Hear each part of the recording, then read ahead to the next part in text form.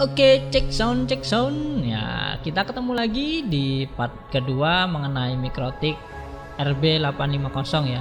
Nah, di part pertama udah saya bahas mengenai performa Mikrotik RB850 ini menggunakan Simple Quickest ya. Simple Quickest yang diakses oleh 30-an PC ya. Jadi bagi yang belum nonton video saya sebelumnya yang part 1, silahkan tonton biar lengkap lah nontonnya. Kalau nontonnya setengah-setengah ya nanti dapat ilmunya juga setengah-setengah dapat pengetahuannya juga setengah-setengah.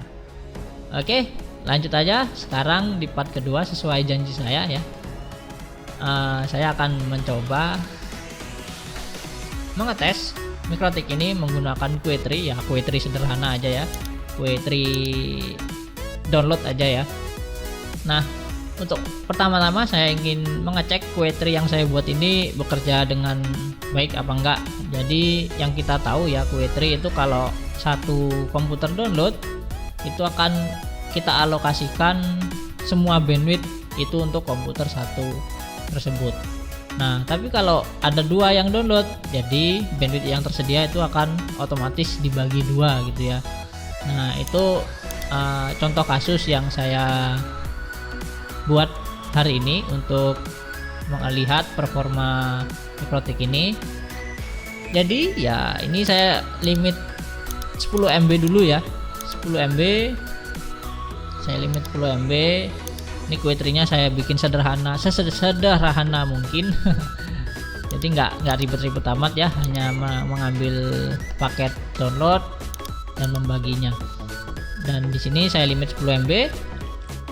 Kita coba download dulu ya satu komputer ya, komputer saya aja ya. Jadi ini kan limitnya global di IP ya.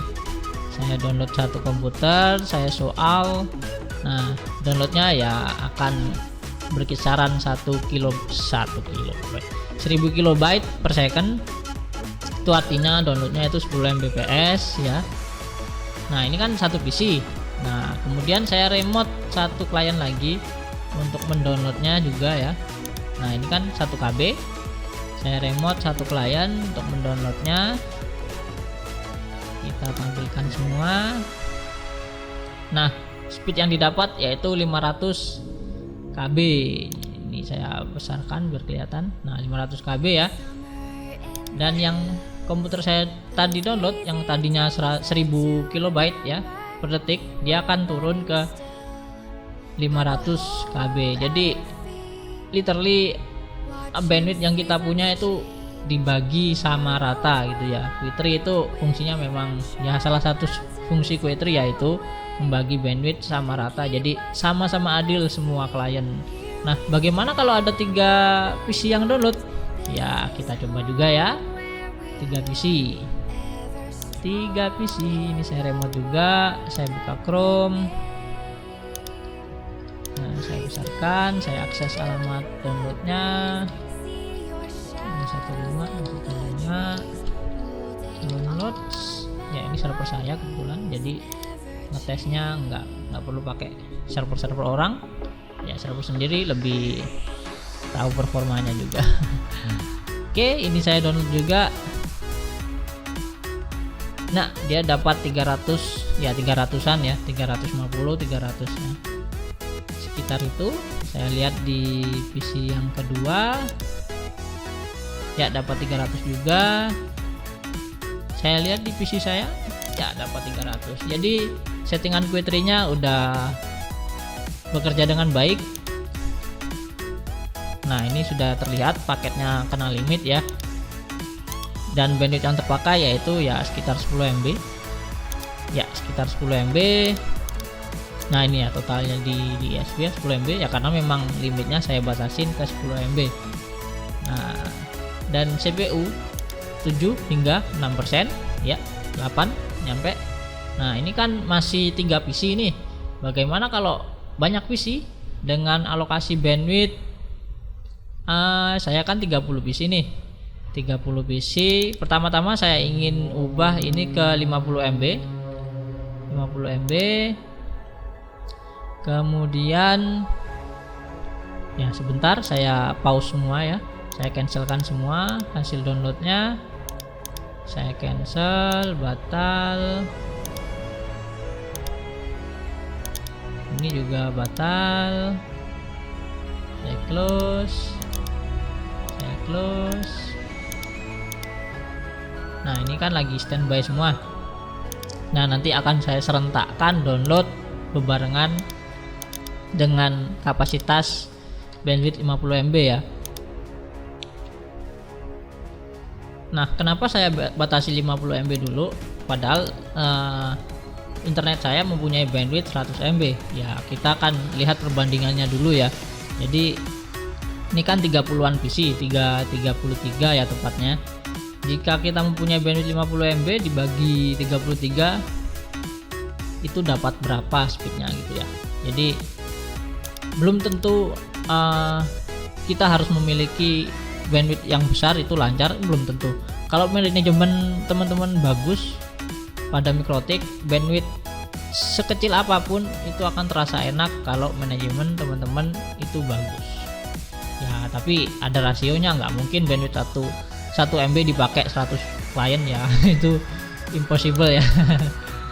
Oke, kita coba download semuanya. Oh ini saya clear dulu desktopnya biar benar-benar bersih, kemudian saya open. Yes ya, ini udah jalan semuanya download. Lagi-lagi loading ya, loading ya, loading. Kita tunggu prosesnya ya. Udah kebuka semua, kita lihat Query sudah terbaca. Kemudian PC saya coba download juga, kita lihat berapa dapatnya. Nah 100 KB ya, 150-an. Ini kalau buat nonton YouTube, itu masih enak ya, masih lancar ya, masih lancar dengan bandwidth sekian. Buat nonton YouTube ini ada apa, ada tikus jebakan tikus. Saya coba nonton aja ya. Nah ini kalau saya nonton YouTube itu masih lancar ya, dengan bandwidth 1 MB itu masih enak. Ini total bandwidth 50 diakses oleh 33 PC ya, dan bandwidth yang kita dapat itu 1 MB. Jadi ini masih lega. Oh ya, saya hampir lupa. Kita lihat CPU loadnya. Nah CPU loadnya itu kisaran 25 ya, nyentuh 30 ya, nyentuh 30. Jadi kisaran 20-an persen dari CPU Mikrotik yang terpakai. Itu asumsi trafficnya yaitu 50 MB total ya. Jadi settingan ini saya rasa cukup efektif kalau teman-teman dipakai untuk hotspot, untuk warnet, atau teman-teman kalau ingin mengembangkan settingan ini ya. Sebenarnya banyak settingan Query ini, yaitu bisa memisahkan traffic game, traffic download, traffic YouTube, traffic Facebook, traffic ya, banyak di luar sana tutorialnya sebenarnya. Cuman ya saya belum sempat membuat tutorialnya semua. Jadi teman-teman harap bersabar, kalau saya ada waktu insya Allah saya akan buat tutorialnya satu-satu.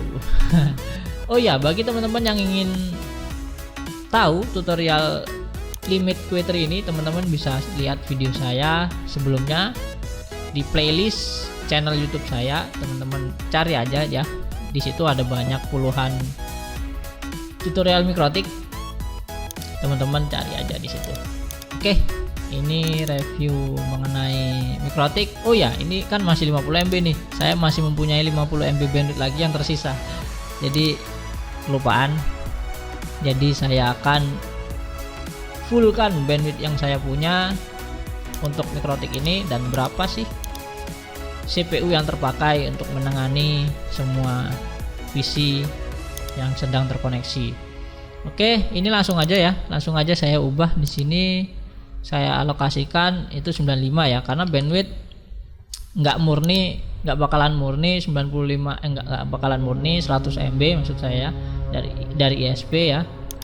Kadang bisa lebih, kadang bisa turun. Jadi amannya saya turunin aja 95 MB, itu sudah cukup lumayan. Kemudian ini juga 95 MB. dan CPU yang terpakai ya kita tunggu hingga prosesnya agak lumayan ya, dia menyesuaikan semuanya ya, naik ke 96 ya, stabil di 95 ya. Kita lihat bandwidth yang kita dapat sama seperti tes yang pertama ya, tes pertama tanpa menggunakan settingan apapun, yaitu sekitar 200 hingga 300-an ya. Saya cek klien dulu.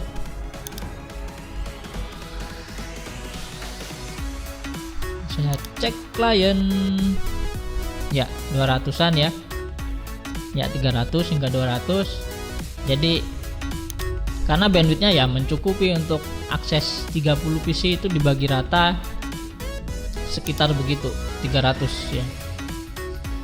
Dan CPU nya lebih tinggi dari yang pertama karena ada manajemen Query. Si Mikrotik akan berpikir bagaimana untuk membagi bandwidth itu sama adil ya, sama rata, sama adil, agar tidak berebut antara klien itu ya. Nah, apa bedanya sih Query dengan tanpa settingan seperti tes part pertama tanpa settingan apapun? Kan sama-sama 300 KB itu downloadnya di semua PC. Kenapa tanpa gunain Query aja bisa? Ya, kalau teman-teman berpikir begitu, teman-teman itu sedikit ini sedikit tips dari saya. Kalau teman-teman setting seperti itu tanpa manajemen, kalau ada satu orang download, pasti klien atau pelanggan yang lain itu akan merasa berat atau lag karena bandwidth itu tidak dimanajemen oleh Mikrotik, jadi dilepas begitu aja. Itu menyebabkan semua traffic itu terganggu. Tapi beda dengan halnya kalau teman-teman menggunakan Mikrotik. Nah, kebetulan aja sih ini saya Query-nya saya limit yang browsing aja. Jadi Query ini nantinya akan ada limit game, limit download, limit YouTube. Jadi semua traffic itu terbagi-bagi ya. Jadi nggak hanya browsing. Ini jadi karena simple aja, saya ingin mengetes performa. Jadi saya buatnya simple gitu ya. Kalau ingin lebih kompleks lagi teman-teman ya, lihat video tutorial saya sebelumnya. Itu ada tutorial yang lebih kompleks. Teman-teman bisa coba dirubah. Jadi bedanya teman-teman pasti udah ada bayangan sedikit ya. Meskipun ya kalaupun belum paham sepenuhnya ya pelan-pelan teman-teman belajar sambil googling ya, teman-teman nanti pasti akan paham bagaimana manajemen traffic dengan baik. Oke, mengenai performa tadi sambil saya jelasin tadi, CPU-nya sempat naik ke 40 ya, 35-40 ya, itu tergantung kondisi Mikrotik lagi ya. Kalau Mikrotik udah terlalu lama menangani bandwidth, tentunya Mikrotik itu akan panas ya. Kalau panas tentunya kinerja prosesor Mikrotik itu akan lebih rendah dan tentunya akan memakan CPU yang lebih besar. Nah, itu jadi ini mengapa tadi awalnya hanya 30-an namun sekarang sudah mencapai 40 dengan kondisi yang sama, padahal nggak ada yang berubah, kondisinya sama ya. Jadi prosesor Mikrotik itu bisa panas, dan ada baiknya kalau teman-teman punya Mikrotik, teman-teman kasih pendingin ya, baik itu kipas atau di ruangan ber-AC juga itu lebih bagus. Oke, kesimpulan dari percobaan ini, pengetesan performa ini, Mikrotik RB850GX2 ini bisa menangani bandwidth 100 Mbps dengan asumsi klien ini kan 33, namun CPU-nya hanya terpakai 40-an. Jadi saya asumsikan kalau perhitungan saya itu bisa menangani hingga 100 klien ya, dengan bandwidth, dengan catatan bandwidth itu 100 MB. Bagaimana kalau bandwidthnya lebih besar? Ya itu pasti akan lebih rendah lagi, sekitar 50-an PC ya. Contohnya bandwidthnya 200 MB, kemudian settingannya lebih banyak, yaitu pasti menyesuaikan dengan settingan dengan jumlah klien yang lebih sedikit. Untuk harga ya teman-teman bisa cek di website Mikrotik-nya langsung atau di toko-toko jaringan ya. Saya sendiri sih ya belinya sekitar 2 jutaan. Menurut saya udah worth it ya, worth it untuk penanganan skala menengah ke bawah ya, belum menengah ke atas. Kalau menengah ke atas itu udah ratusan klien harusnya. Jadi untuk manajemen tingkat lab sekolah, lab apa ya? Ya laboratorium, teman-teman mungkin kalau punya laboratorium di rumah, laboratorium komputer, punya server sendiri, ya Mikrotik ini masih lumayan lah untuk manajemen koneksi teman-teman, atau teman-teman ingin membangun RT RW net hotspot, ya Mikrotik ini juga bisa jadi sebuah solusi untuk teman-teman. Karena Mikrotik ini juga selain memiliki prosesor yang tinggi, RAM-nya juga tinggi. Jadi untuk hotspot lumayan ya, untuk hotspot itu bisa menampung user yang banyak. Ya tergantung access point yang teman-teman gunain sih. Kalau teman-teman menggunakan LAN ya nggak ada masalah di access point. Tapi kalau teman-teman menggunakan access point, biasanya ya access point dengan klien 50 orang itu cukup mahal access point-nya. Jadi ya sesuaikan aja ya. HDD juga banyak. Ya HDD fungsinya untuk proxy, tapi nggak saya sarankan teman-teman memasang proxy di Mikrotik karena itu cukup memberatkan CPU di Mikrotik. Jadi saya sarankan teman-teman menggunakan PC sendiri untuk proxy. Oke, itu tadi kesimpulan pengetesan pada hari ini. Kalau teman-teman punya request video apa gitu, tutorial apa, kegiatan apa, teman-teman boleh komen. Kalau saya bisa membikinkan videonya, insya Allah saya akan bikinkan kalau ada waktu. Dan seperti ini, teman-teman ingin request benchmark atau pengetesan alat apa gitu, kalau saya ada alatnya ya.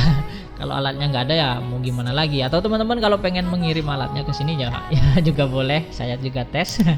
Nanti saya akan review alat-alat yang teman-teman kirim kalau ada. Oke, sampai jumpa di video-video saya selanjutnya. Jangan lupa untuk like dan bantu saya share video ini ke sosial media kalian agar video ini juga bermanfaat bagi semua orang. Bagi yang belum subscribe di channel saya, silakan subscribe dan klik tombol lonceng agar teman-teman kalau ada video baru dari saya mendapatkan notifikasi.